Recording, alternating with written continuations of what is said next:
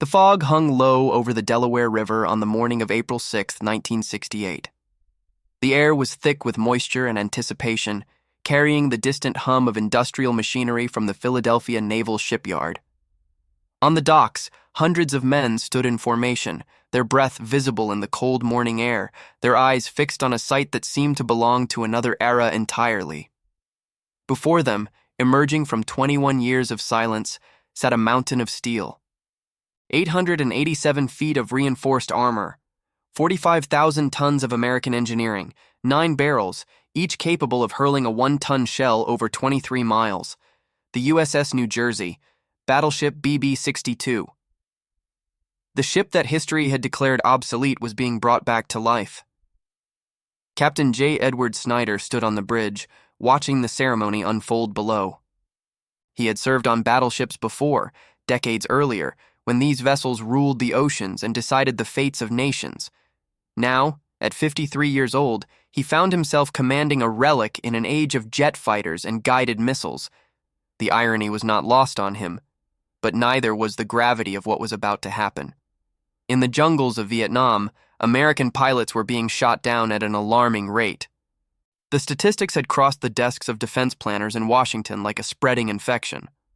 Operation Rolling Thunder, the sustained bombing campaign against North Vietnam, had become a meat grinder in the sky.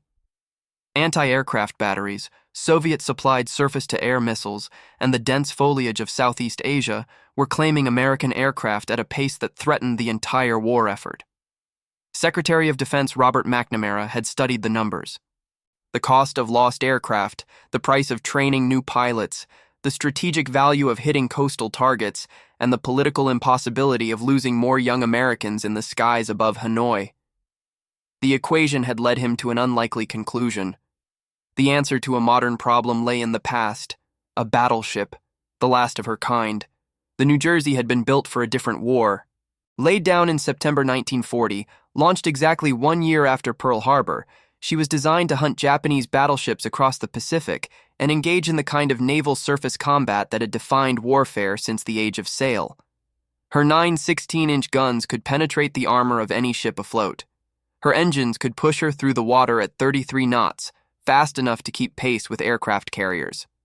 She was, in every sense, a weapon of total war. But total war had evolved.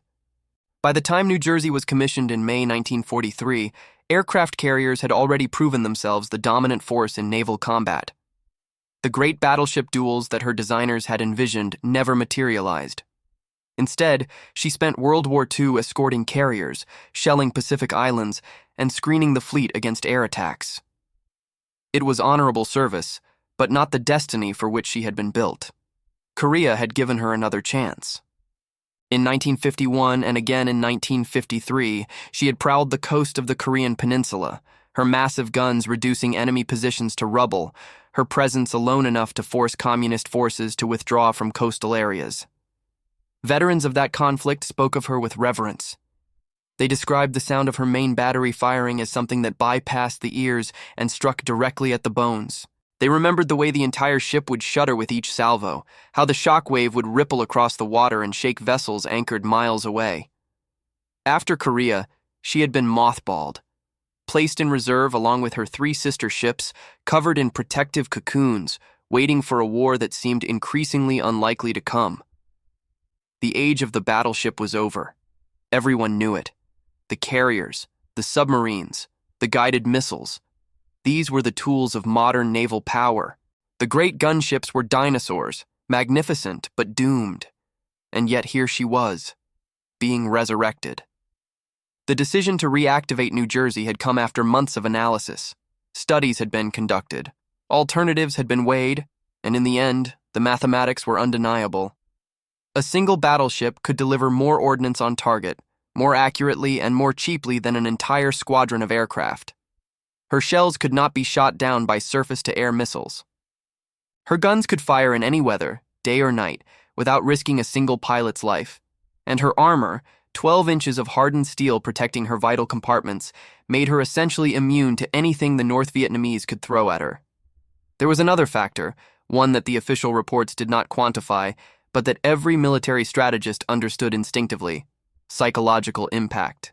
The sight of a battleship on the horizon, the thunder of her guns, the knowledge that shells the weight of Volkswagens were falling from the sky with absolute precision.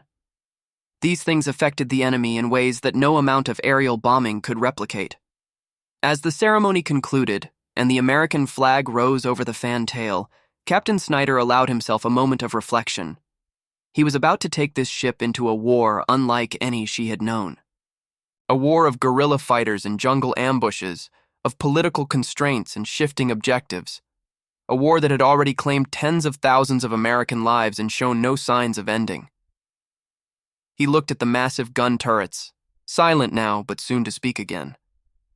He thought about the men who would serve under him, the targets they would engage, the destruction they would unleash. And he wondered, as perhaps only a man who had seen war could wonder, whether bringing this particular monster back to life was an act of strategic genius or something else entirely. The New Jersey was alive again, and Vietnam was about to learn what that meant. In the weeks that followed, the ship underwent a transformation. Work crews swarmed over her decks, removing the outdated 20mm and 40mm anti-aircraft guns that had protected her during World War II. In their place, they installed modern electronic warfare equipment designed to detect and jam the radar systems that guided North Vietnamese missiles. A helicopter landing pad was added to her stern, providing a platform for the aircraft that would spot targets and assess damage. The crew came aboard in waves. Young men, mostly, drafted into a war they barely understood. Many of them had never seen a battleship before, except in old movies or history books. They walked her decks with something approaching awe, running their hands along the massive turret barbettes, craning their necks to look up at the gun barrels that seemed to stretch toward the sky like the fingers of some ancient god. Training began immediately. The gun crews drilled endlessly, loading and firing, until the movements became automatic. Each 16-inch shell weighed 2,700 pounds and had to be hoisted from the magazines deep in the ship's belly, rammed into the breech, and fired with split-second precision. A full broadside, all 9 guns firing simultaneously, could level a square mile of territory. The men learned to respect the power they controlled. Some of them learned to fear it. On May 16, 1968, the New Jersey departed Philadelphia for the last time. She steamed down the Delaware River, past the shipyards where she had been born 25 years earlier, past the docks where workers paused to watch her pass. She was heading for Vietnam, for a war that would test everything she was and everything her crew could become.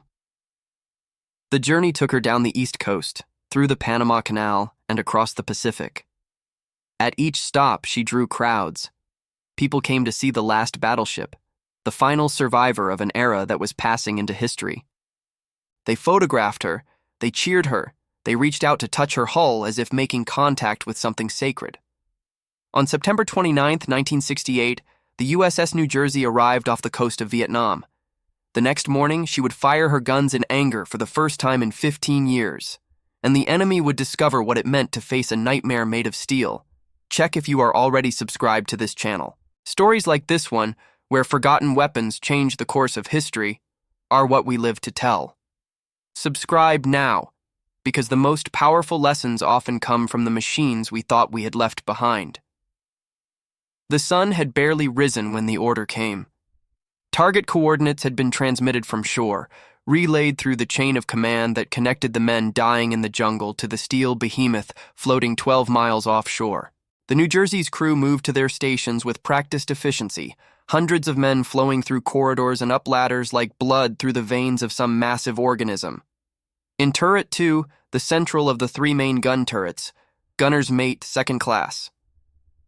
Michael Harrington wiped sweat from his forehead and checked the breech mechanism for the 100th time.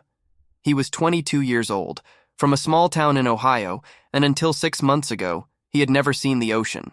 Now he was about to fire a weapon that could destroy a city block from a distance of 23 miles. The first target was a supply depot near the demilitarized zone, the artificial line that divided Vietnam into North and South.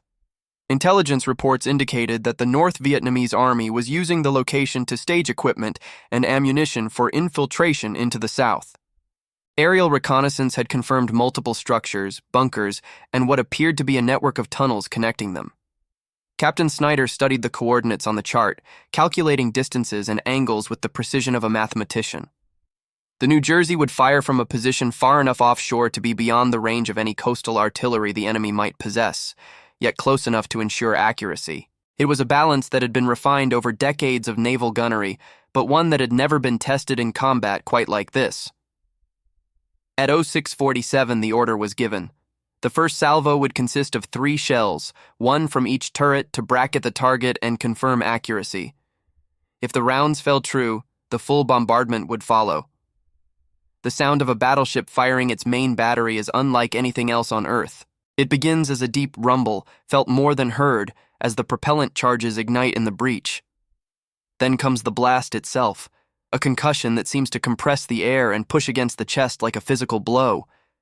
The ship rocks backward, displaced by the recoil of guns that could punch through a foot of hardened steel at 10 miles. 3 shells, each weighing more than a ton, arced into the morning sky. They climbed to an altitude of 30,000 feet before beginning their descent, traveling at velocities that would allow them to penetrate 20 feet of reinforced concrete. From the deck of the New Jersey, the men watched them go, tracking the trajectory through binoculars until the shells disappeared into the haze over the Vietnamese coast. 37 seconds later, the spotting aircraft reported. 1 round had struck directly on target, collapsing what appeared to be a storage building.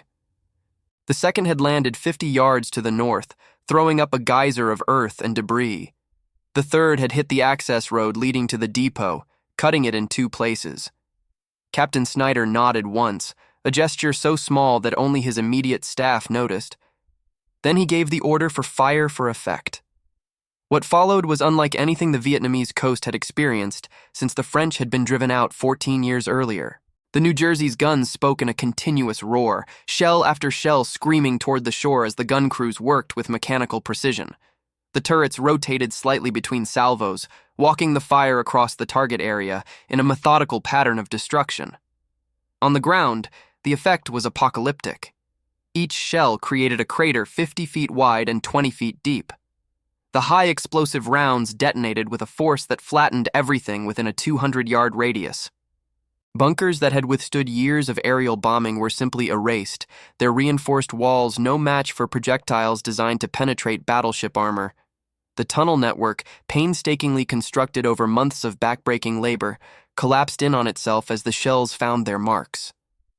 By the time the firing ceased, the New Jersey had expended 29 16-inch rounds. The aerial observer reported that the supply depot no longer existed. 300 meters of trench line had been obliterated. An artillery position, previously unidentified, had been destroyed along with its crew.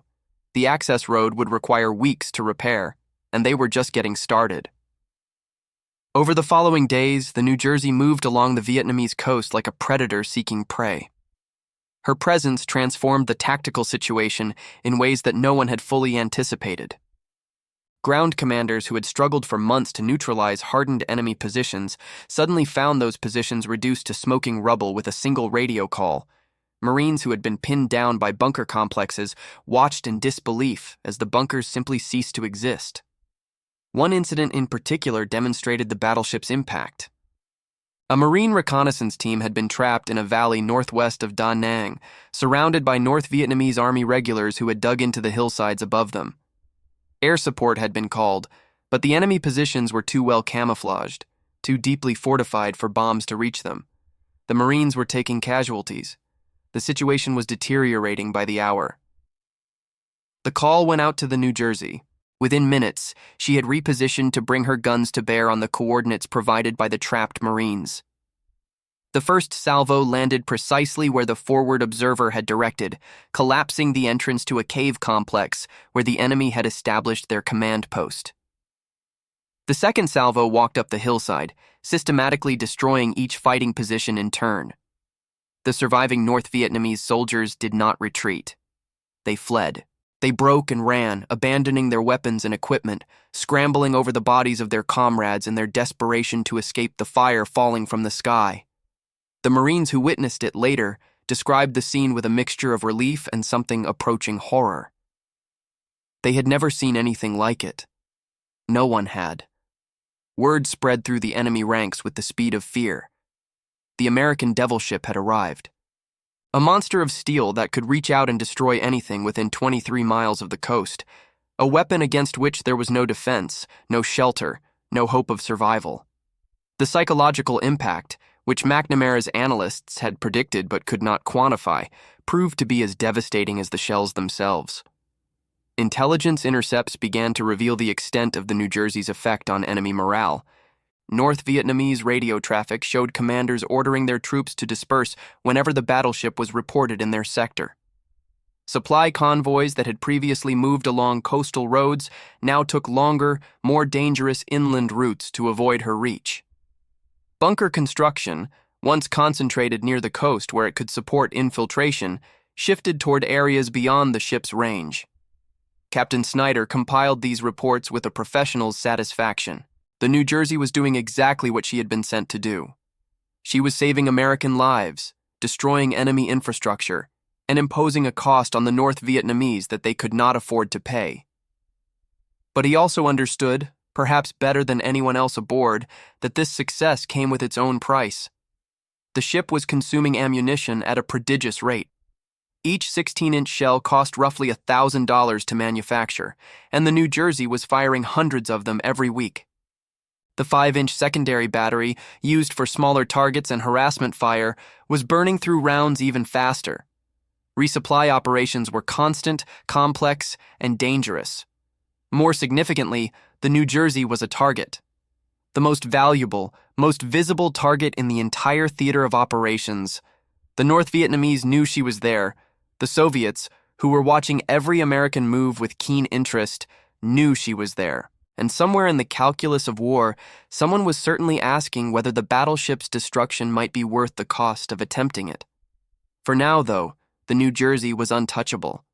Her armor could withstand anything the enemy could throw at her. Her electronic warfare suite could detect and counter any radar-guided missiles.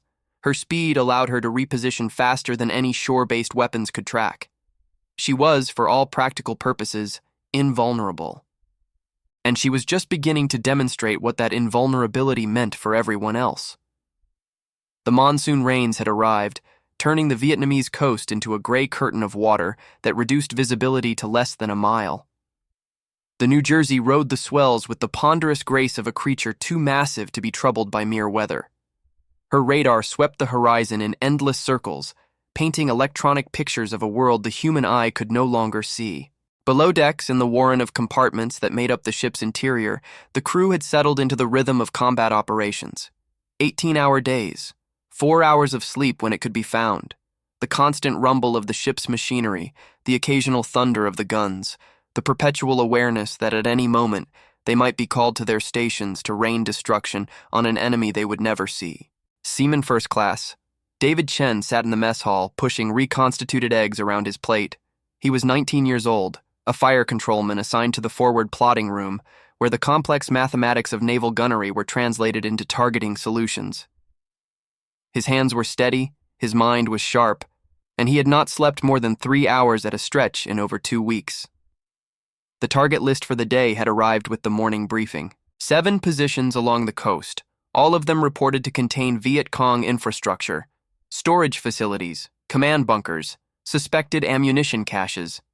The New Jersey would work her way down the coast, engaging each target in turn, before repositioning overnight to begin again the following morning. It was, Chen reflected, almost industrial in its efficiency. They were not fighting a war so much as conducting a demolition operation. The enemy was not a person with a face and a name, but a set of coordinates on a chart. Pull the trigger, watch the shells fly, listen for the spotter's report, move on to the next target. Repeat until the ammunition was exhausted or the orders changed. He wondered sometimes about the people on the receiving end of those shells. The intelligence briefings spoke of enemy soldiers, but he knew that the bunkers and storage facilities were built by someone, maintained by someone, located in areas where someone's family might live. The 16-inch shells did not discriminate between military and civilian, between combatant and bystander. They simply destroyed everything within their blast radius and left the question of legitimacy to be sorted out later. These were not thoughts he shared with his shipmates. They had a job to do, and philosophical speculation was not conducive to doing it well. Besides, the alternative was to let the Marines die in the jungle, to let the Viet Cong resupply and rearm, to let the enemy win by default because the Americans were too squeamish to use the weapons at their disposal. War was not a morality play. It was a contest of destruction, and the side that destroyed more effectively usually won. On November 25th, the New Jersey arrived off Quang Ngai to conduct what would become the most intensive shore bombardment of her Vietnam deployment. Intelligence had identified a major Viet Cong logistics hub in the area, a complex of structures and bunkers that had been under construction for years and was believed to contain supplies sufficient to sustain enemy operations for months. The bombardment began at dawn and continued for 2 days. The gun crews worked in rotating shifts, maintaining a steady rate of fire that sent shell after shell screaming toward the coast. The ship's magazines, which had seemed inexhaustible when they departed Long Beach, began to show the strain. Ammunition handlers moved through the lower decks in endless chains, hoisting shells and powder charges from the deepest storage compartments to feed the insatiable appetites of the turrets above. When it was over, the aerial observers reported the results. 182 structures destroyed, 54 bunkers collapsed, 93 additional structures heavily damaged. Multiple tunnel complexes sealed or collapsed. The Viet Cong logistics hub had ceased to exist. Captain Snyder reviewed the damage assessment with his usual professional detachment. The mission had been accomplished. The target had been neutralized. The expenditure of ammunition had been significant, but justified by the results achieved. All standard metrics indicated success. But there were other metrics, ones that did not appear in official reports. The men who had spent 2 days feeding shells into guns had begun to show signs of strain. Minor injuries were increasing as fatigue took its toll. Tempers were fraying in the close quarters of the ship's interior. And somewhere deep in the consciousness of every man aboard, there was a growing awareness of what they were actually doing. The New Jersey had fired nearly 12 million pounds of ordnance since arriving in Vietnamese waters. She had destroyed more than 1,000 targets, killed an unknown number of enemy soldiers, and devastated infrastructure that had taken years to build. She had done all of this with precision and efficiency, with minimal risk to her crew and maximum impact on the enemy. But she had also become something else, a symbol, a manifestation of American power at its most overwhelming and most impersonal. The Vietnamese, both North and South, had begun to speak of her in terms that bordered on the mythological: the Black Ship, the Thunder God, the Floating Nightmare. Enemy soldiers captured in the weeks following the Quang Ngai bombardment told their interrogator stories that reflected genuine terror. They described the sound of the shells as the voice of demons, the explosions as the wrath of heaven itself. Some of them had been so affected by the experience that they could barely speak coherently. Others had simply surrendered, unable to continue fighting against an enemy that could reach out and destroy them from miles beyond the horizon. If this story has moved you, if you feel the weight of what these men faced and what they did, leave a comment saying, "I understand the cost of war." Let me know that you see beyond the numbers to the humans behind them. The psychological impact extended beyond the immediate targets. North Vietnamese commanders began to report that their troops were refusing to occupy coastal positions, regardless of their tactical importance. Supply convoys were being rerouted hundreds of miles to avoid to avoid her reach. The mere rumor of the battleship's approach was enough to cause entire units to abandon their positions and flee inland. This was the price of power, not measured in dollars or shells, but in the transformation of men into instruments of destruction so overwhelming that even their enemies lost the capacity to resist. The New Jersey had become exactly what her designers had intended, a weapon capable of changing the outcome of battles simply by existing. And yet, even as she dominated the Vietnamese coast, forces beyond her control were already determining her fate. December 1968. The waters near the DMZ. Christmas was approaching, and with it came an uneasy lull in the fighting. The New Jersey had been on the gun line for nearly 3 months, and her crew had begun to count the days until their scheduled return to port. Letters from home spoke of snow and family gatherings, of a world that seemed impossibly distant from the gray waters and green jungles of Southeast Asia. Captain Snyder stood on the bridge, watching the coastline through binoculars that had become an extension of his hands. The war had entered a new phase since the Tet Offensive earlier that year. American public opinion had turned decisively against the conflict, and President Johnson had announced that he would not seek re-election. The peace talks in Paris were grinding forward with agonizing slowness, each side probing for advantage while men continued to die. The New Jersey existed in a strange limbo within this larger drama. She was undeniably effective, perhaps the most effective single weapons platform in the entire theater. The statistics spoke for themselves. Nearly 6,000 16-inch rounds fired, over 14,000 5-inch rounds expended, more than 1,000 confirmed targets destroyed. Marine commanders called her presence the best insurance policy in Vietnam. Army officers who had been skeptical of naval gunfire support had become her most ardent advocates. But effectiveness was not the only consideration in a war that had become as much about politics as about military strategy. The New Jersey cost money, enormous amounts of it, at a time when the nation's patience for military spending was wearing thin. Her crew of 1,850 men represented a significant commitment of manpower that could be deployed elsewhere. And her very success raised uncomfortable questions about what kind of war America was fighting and what kind of victory it was pursuing. In Washington, the debates raged in offices far from the sound of gunfire. Budget analysts calculated the cost per shell, the cost per target destroyed, the cost per enemy killed. They compared these figures to the costs of airstrikes, of ground operations, of the countless other ways that American military power could be applied. The numbers were favorable to the New Jersey, but numbers were not the only thing that mattered. There was also the question of what came next. If the war ended, what would become of the battleship? She could not simply be mothballed again, not after the expense of reactivating her. But there was no other conflict on the horizon that would require her particular capabilities. The Soviet Navy was a submarine force, not a surface fleet that would engage in gun battles. The Chinese had no coastline that America was likely to bombard. The era of the battleship, which had been briefly extended by Vietnam, was still coming to its inevitable end. None of this reached the men on the gun line, at least not directly. They continued their work with the dedication of professionals, firing when ordered, maintaining their equipment, writing letters home that spoke of boredom and heat and the strange normalcy of life aboard a floating city at war. They did not know that their ship's fate was being decided in conference rooms thousands of miles away. On December 9th, the New Jersey departed for Singapore, her first port call since arriving in Vietnamese waters. The city greeted her with the enthusiasm that American warships had come to expect in friendly Asian ports.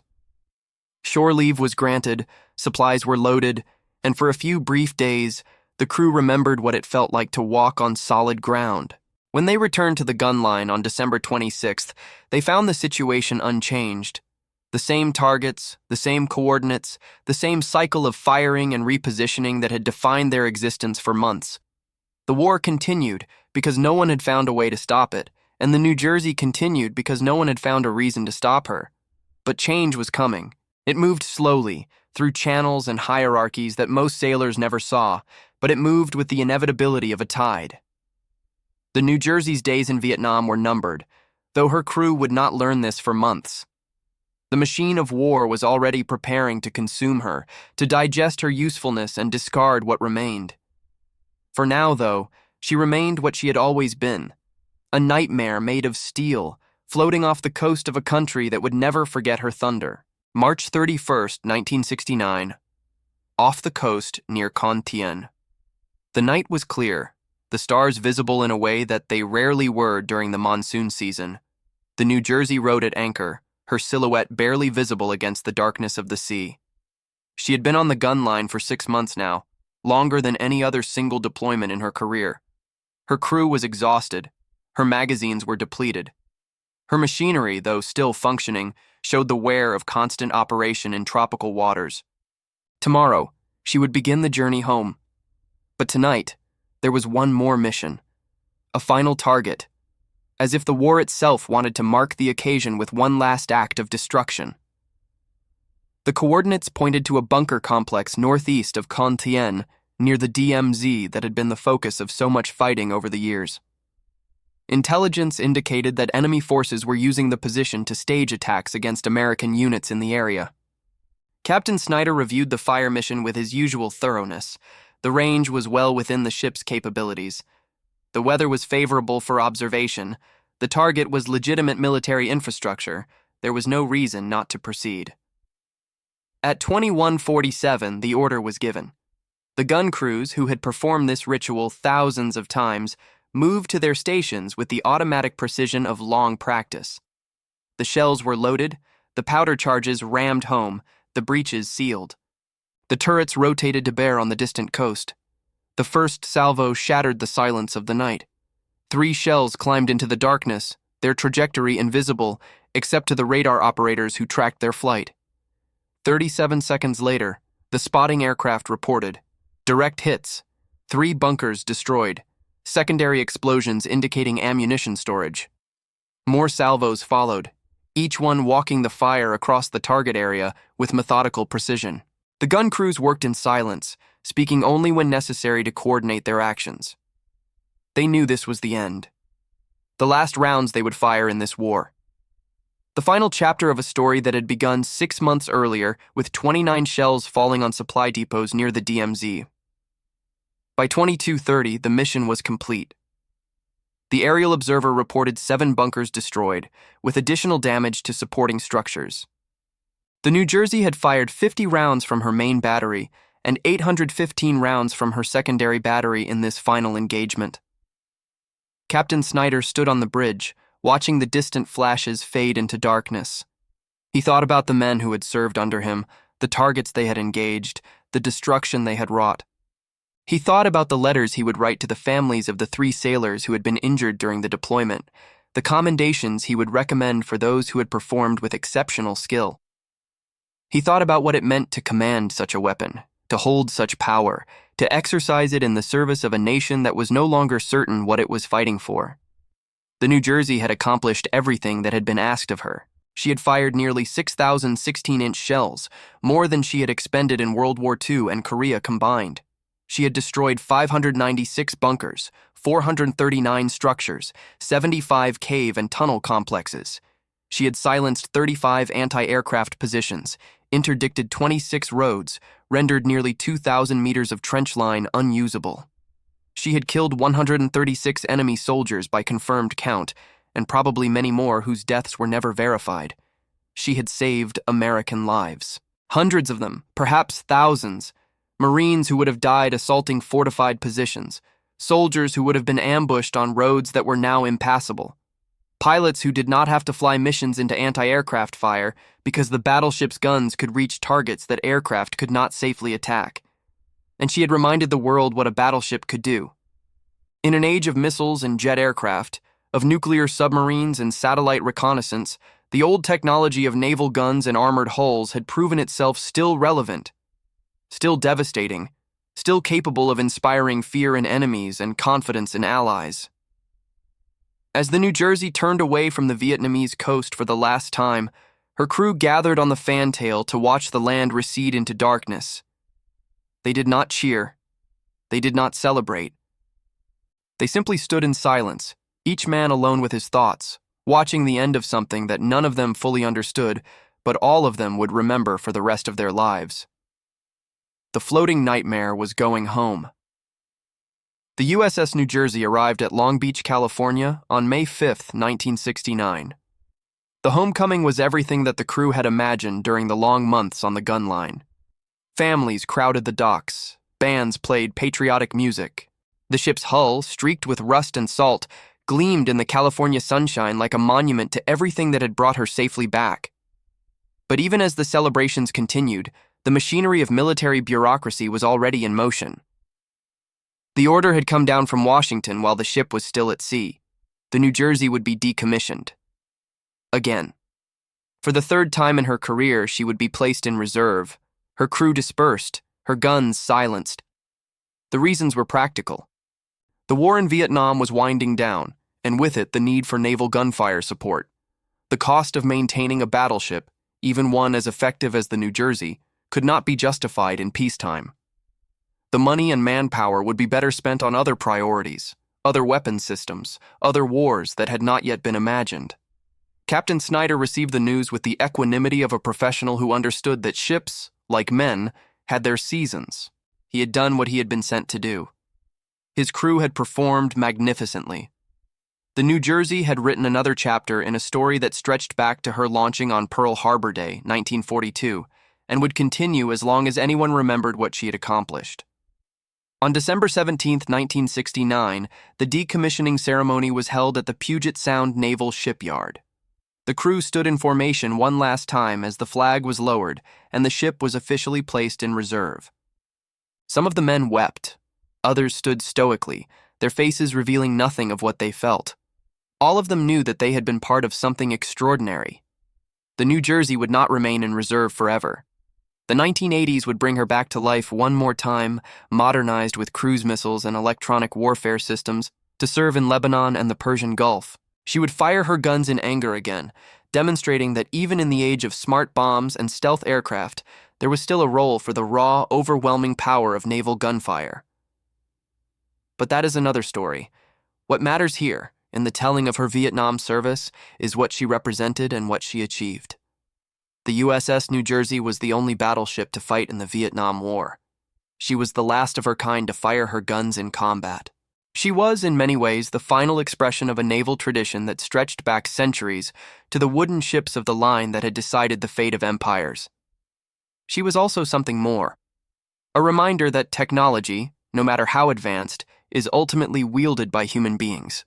That the calculations of strategists and the decisions of politicians are translated into reality by men who load shells and pull triggers and live with the consequences of what they have done. That war, for all its abstraction in planning documents and news reports, remains an intensely personal experience for those who wage it. The men who served on the New Jersey during her Vietnam deployment went on to live their lives. Some stayed in the Navy, rising to positions of command and responsibility. Others returned to civilian life, carrying memories that they rarely discussed but never forgot. A few struggled with the weight of what they had experienced, finding it difficult to reconcile the destruction they had caused with the ordinary demands of peacetime existence.